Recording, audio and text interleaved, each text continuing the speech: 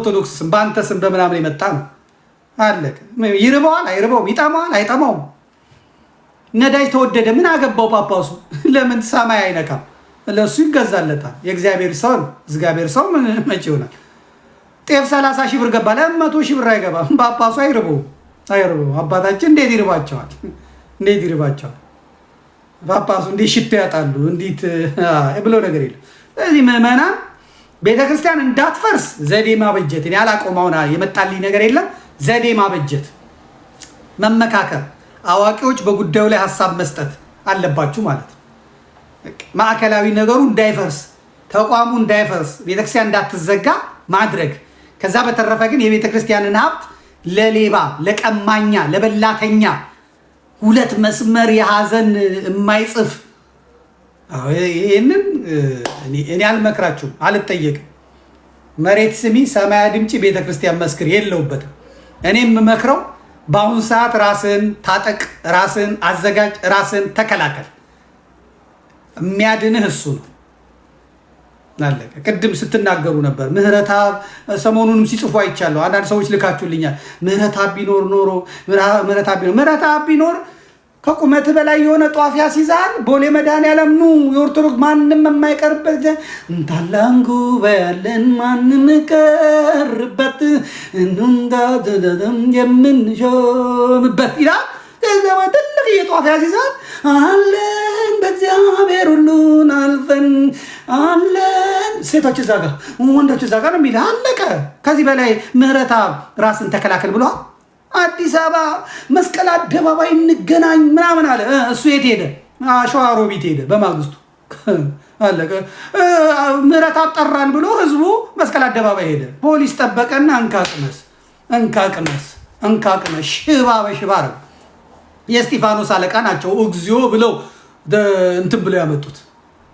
ምህረተአብ ቢመጣ ኖሮ ምህረተአብ ሽባ ነው ያደረገ። ምህረተአብ ልምሾ ነው ያደረገ። ምህረተአብ ከሱ ጋር ሆነን ስንታይ እናስፈራ ነበር። መዝሙርን ነው የፈሩት እነሱ። ጧፍ ማብራትን ነው የሚፈሩት? አይፈሩትም። እንደውም እንትኑን ይዩታል።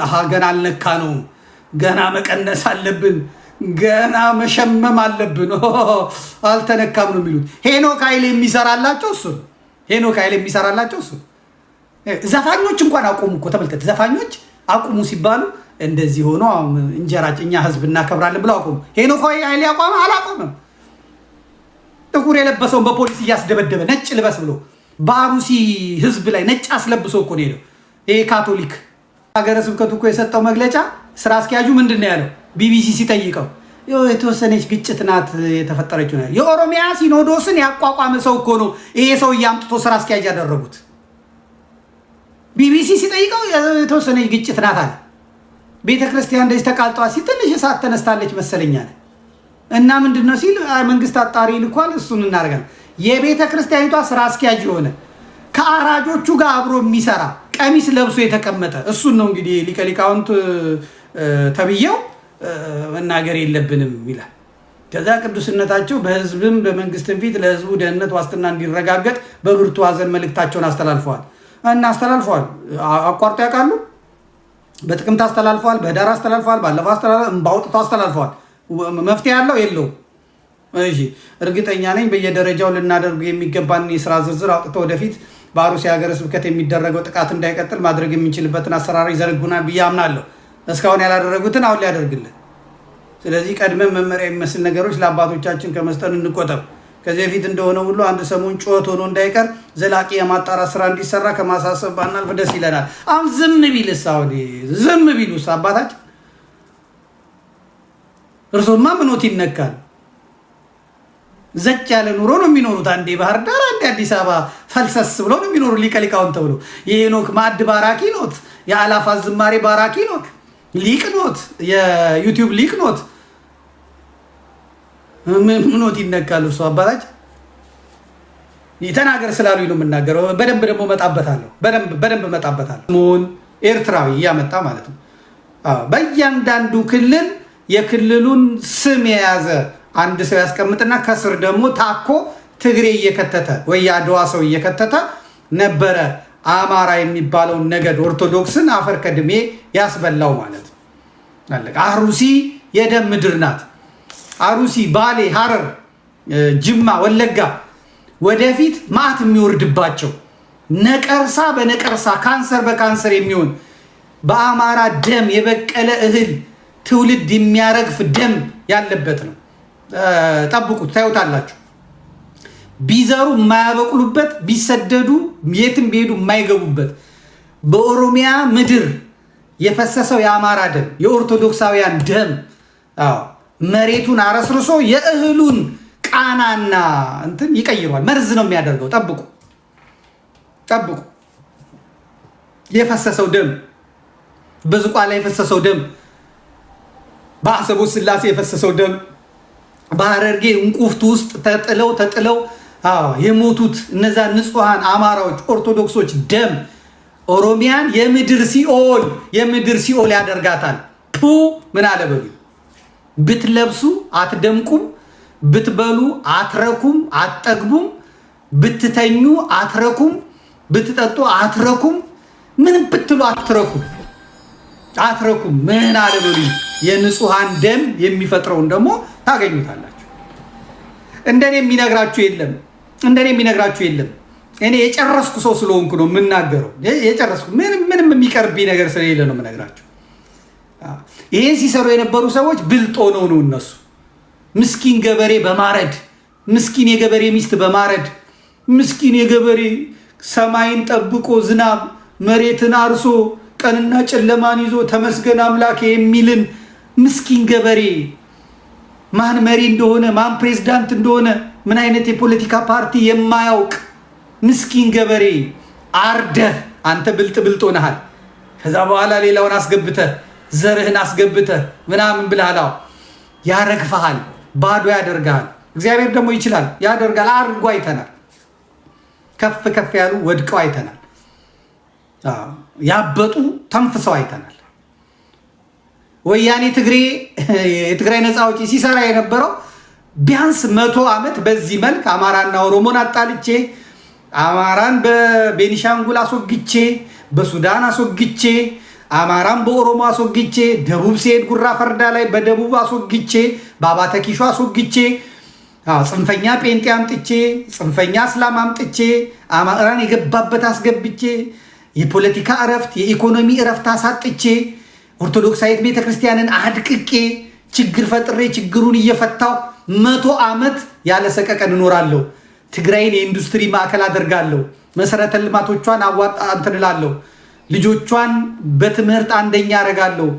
ብንገነጠል እንኳን የዳበረ የካበተ ሀብት ይዘን ነው የምንገነጠለው ብሎ ነበረ። አማራን ጭዳ አድርጎ ኦርቶዶክስን ለእርድ አቅርቦ ሲሰራ የነበረው ማለት ነው። መለስ ዜናዊ በማን አይነት ጀግና ነው የሚሞተው?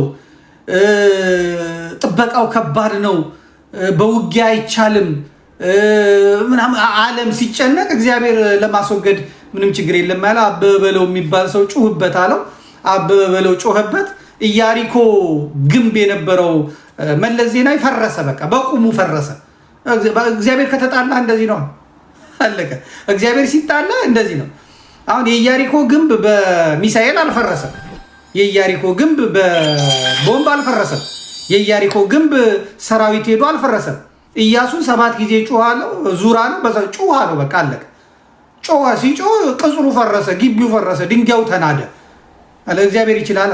ስለዚህ አበበ በለውን ጮሃለ እንደ እስራኤል ማለት ነው። መለስ ዜናዊ ደነገጠ፣ አለቀ።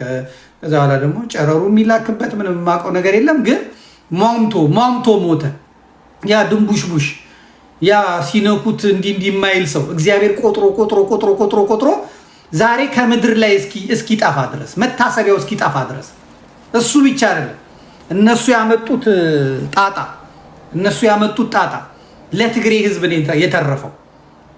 ነው የተረፈው። ስለ እውነት እንነጋገር ከተባለ ማለት ነው ለትግሬ ህዝብ ነው የተረፈው። እውነቱን እንነጋገር።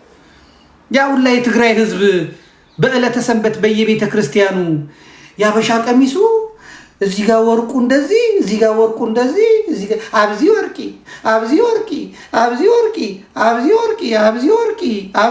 ያሉን ብርት ጋር ታፋ ጋር ምን ጋር እያሳዩ እሑድ ለቅዳሴ ሳይሆን ፋሽን ሾው ሆነው እኛ ወርቂ ህዝብ ነን ይሉ የነበሩ ሰዎች ዛሬ አሉ። እነዛ ሰዎች ፀጉራቸውን ይሰራሉ የሉም አለ። አብዚ ወርቂ አለ አሁን የለም። ዘመን ይመጣል፣ ዘመን ይሄዳል። ዘመን ይመጣል፣ ዘመን ይሄዳል። አለቀ።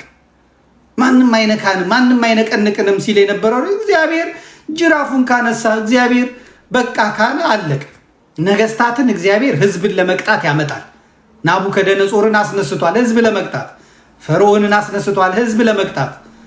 እነ ግራኝን እነ ዮዲት ግደትን አምጥቷል፣ ህዝብ ለመቅጣት። ህዝብ ሲጠግብ ሲተፋ መከራ ሲያይ አምላኩን ሲረሳ እግዚአብሔር ቀጭ ያመጣለታል።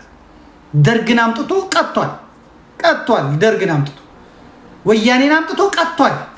ይኸው አሁን አብይ አህመድንም አምጥቶ ዋይ እያሰኘው ዋይ እያሰኘው።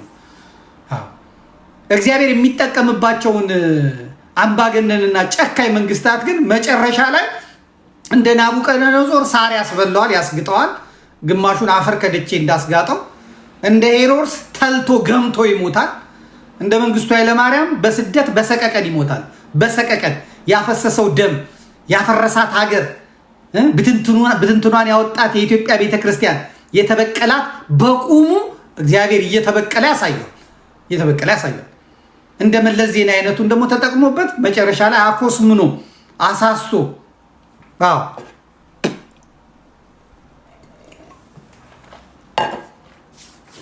አሳስቶ ያስወግደዋል ማለት ነው። አለቀ። ታፕ። አሁን እንግዲህ መለስ ዜናዊ ሲነካ ጓ የሚል አለ፣ ለደንታ ነው፣ መብት ነው። መንግስቱ ኃይለማርያም ሲነካ ጓ የሚል አለ፣ ለደንታ ነው። ኃይለማርያም ሲነሳ ጓ የሚል አለ፣ ለደንታ ነው። አብይ አህመድ ሲነካ ጓ የሚል አለ፣ ለደንታ ነው። ለደንታ መብታችሁ ነው። እናንተም እዚህ ጓ ትላላችሁ፣ እኔም እዚህ ጓ ላለው እኔ ያለኝን እውነት አቀርባለሁ ማለት ነው። ስለዚህ በኦሮሚያ ምድር ኦርቶዶክሳውያን አማሮች ተጨፍጭፏል። አሩሲ ደግሞ በደንብ ነው የተሰራባት። አሩሲ ማለት እነ ጃዋር መሐመድ የተወለዱበት ያደጉበት ነው። እሱ ለምዕራብ ሐረርጌም ቅርብ ነው። በአሩሲ ደግሞ የሚነሱት ሰዎች በጣም ይገርሙኛል። በአሩሲ የሚነሱ ሰዎች እና እስላም የሚሆኑት ሰዎች ጸረ ኦርቶዶክስ፣ ጸረ አማራ ለምን እንደሚሆኑ ይገርመኛል። በአጠቃላይ በኦሮሚያ ውስጥ የሚነሱ ግማሽ እስላም ግማሽ ክርስቲያኖች እንዴት ኦርቶዶክስ ላይ እና አማራ ላይ እንደሚጨክኑ በጣም ነው ግራ የሚገባኝ። በጣም እናንተ የለመዳችሁት ልሙጥሙጥ ያለ ቃል፣ እናንተ የለመዳችሁት ስኳር የሆነ ቃል፣ እናንተ የለመዳችሁት አይስክሬም የሆነ ቃል ነው። እንደዚህ አይነት መራራ ኮሶ የሆነ የሚያሽርህን ቃል ማን ይነግርሃል? ማንም አይነግርህም። ከፍላ አታገኘውም። እኔ የምነግርህ ደግሞ የምትቆጭበት ዘመን ይመጣል። ሩቅ አይደለም። የምትቆጭበት ዘመን ይመጣል። የዘመድኩን ያለህ የምትልበት ቀን ይመጣል። ምን አለ በለኝ፣ ተገላገልኩት የሚል የለም። ይመጣል፣ ቀን ይመጣል። እንመልከት። አሁን ውጭ ያላችሁት ከምትደበቁ ወጣ ብላ